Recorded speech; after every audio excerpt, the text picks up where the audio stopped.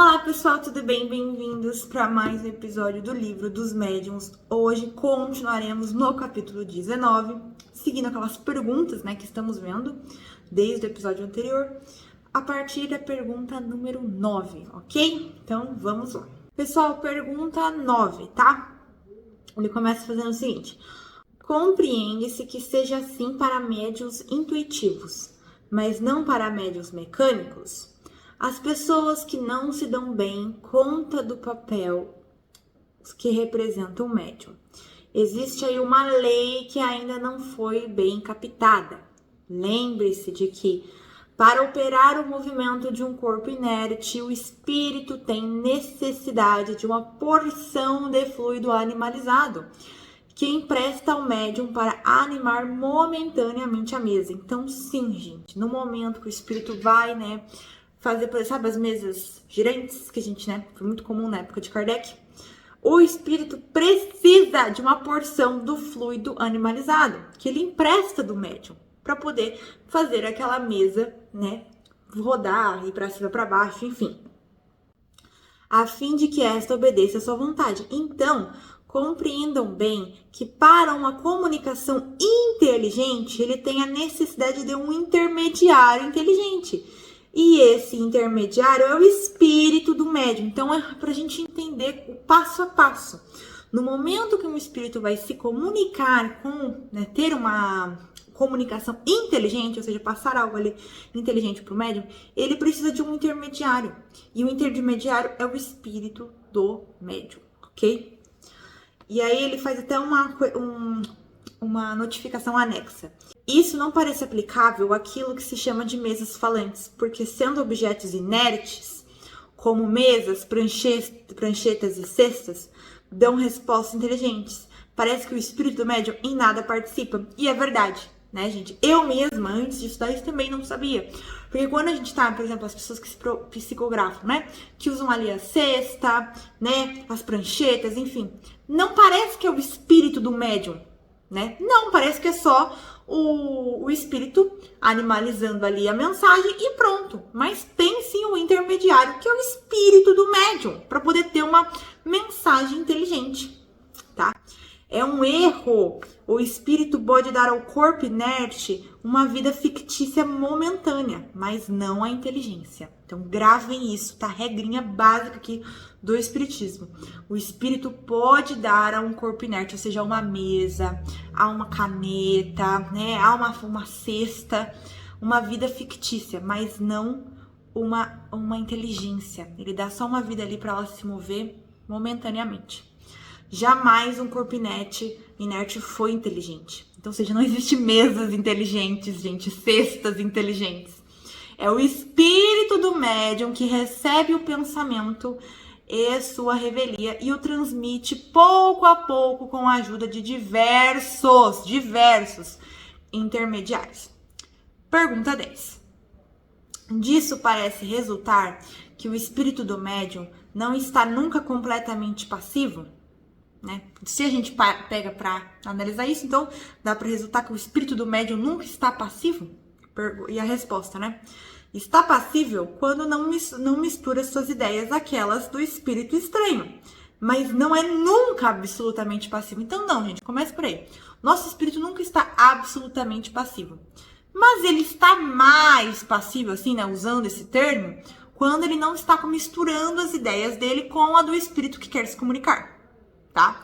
Então, isso é legal porque, por exemplo, eu não sou a minha mediunidade, ela não é para psicografia, sim para ver e ouvir espírito. Então, se for parar para ver, eu tô sempre com o meu espírito não passivo, porque quase sempre eu tô ali recebendo alguma mensagem de algum espírito, alguma coisa, alguma intuição.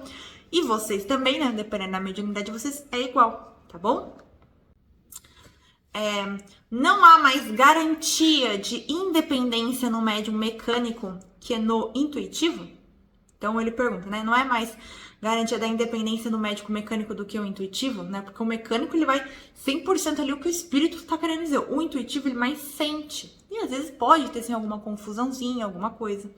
Sem dúvida nenhuma. E para certas comunicações, um médium mecânico é preferível.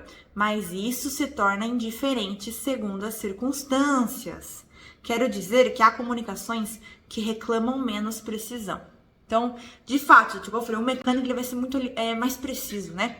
Porque ele se entrega ali 100% na hora. A gente já viu isso sobre mediunidade mecânica e médium mecânico. Se você não sabe o que é, recomendo que você volte, né, alguns episódios que a gente já falou sobre isso. Então, às vezes, para certas comunicações, precisam, né, eles preferem um médium mecânico. Mas nem sempre, né? Muitas vezes o médium intuitivo também vai servir, claro. Mas é diferente, né? O mecânico ele vai ser mais preciso, vamos dizer assim. Agora a pergunta 12, uma pergunta um pouquinho longa. Vamos lá. Entre os diferentes sistemas sugeridos para explicar os fenômenos espíritas, há um que consiste em crer que a verdadeira mediunidade está num corpo completamente inerte. Olha só. Em uma cesta ou em um papelão, por exemplo, que serve de instrumento. Que o espírito estranho se identifica com esse objeto e o torna não somente vivo, mas inteligente. Daí o nome de médiums inerte dado a esses objetos. O que pensariam disso? Então, olha só que absurdo, né? Que tem aí sistemas sugeridos para explicar esses fenômenos espíritas. E um deles é que a verdadeira mediunidade está num cesto, gente. Está num papelão, está numa mesa, está numa prancheta e não no médium, né? No caso. E é isso que serve de instrumento. Então, o espírito estranho, ou seja, o espírito que quer se comunicar conosco, se identifica com o papelãozinho, se identifica com a mesa que ele gostou, que ele falou, gostei. E aí, torna esse objeto não somente vivo, mas inteligente. Gente, olha toda a volta que eles dão para poder explicar isso. Olha só. Mais inteligente. E aí ele pergunta, o que pensariam isso? Aí até o espírito ficou de boca aberta. Não há senão uma palavra a dizer sobre isso. É que se o espírito tinha transmitido a inteligência ao papelão, ao mesmo tempo que a vida, o cartão escreveria sozinho, sem concurso do médium. Então é óbvio, gente, é óbvio que o papelão, a mesa, a prancheta nunca vai ter vida inteligente, tá? Se fosse mesmo esse caso, o papelão, a prancheta se escreveria sozinha, não precisaria do médium ali, ao tempo todo ali junto. Vocês entendem? Então ele fala, seria singular que o homem inteligente se tornasse máquina e que um objeto inerte se tornasse inteligente. É um dos numerosos sistemas nascidos de uma ideia preconcebida que cai como tantos outros diante da experiência e da observação. Então, a partir do momento que nós observamos, que nós somos realistas e que nós trazemos essas perguntas e respostas que é o que estamos vendo hoje, é óbvio que isso é completamente absurdo. Absurdo, da mesma forma que um homem não pode se tornar uma máquina, né? Um objeto não pode se tornar inteligente. Não tem cabimento isso, gente. Então, né, se algum de vocês conhece pessoas que pensam dessa forma ou já pensaram dessa forma, acabou. Porque aquilo trouxe situações, experiências e observações claras sobre isso, ok? Pessoal, ficamos por aqui hoje. Na próxima pergunta será a pergunta 13, ok? E aí continuamos a partir daí, tá bom? Um beijo, tchau!